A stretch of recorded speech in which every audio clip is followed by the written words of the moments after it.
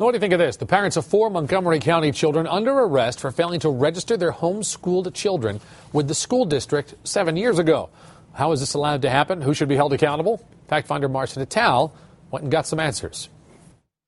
Is it fair to say that these 4 children fell through the cracks? Well, from what I can gather, it sounds like there was education going on, so I don't know if they really slipped through the cracks.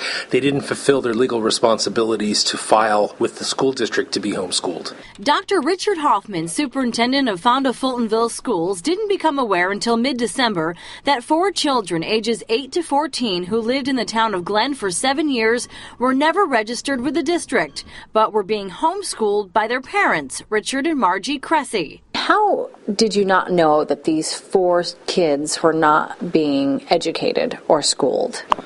Well, school districts, as a rule, do not have detectives out to see who is and who isn't.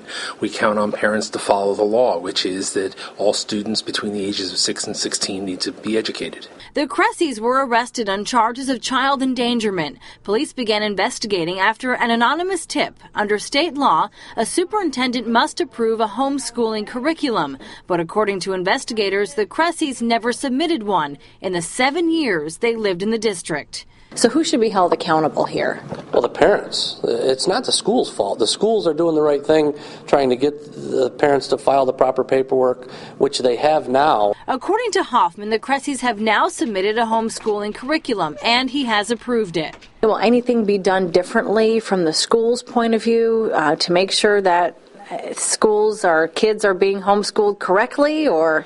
Well, we follow the law, and the law requires us to make sure that certain steps are followed. Marcy Natal, CBS 6 News, Fonda.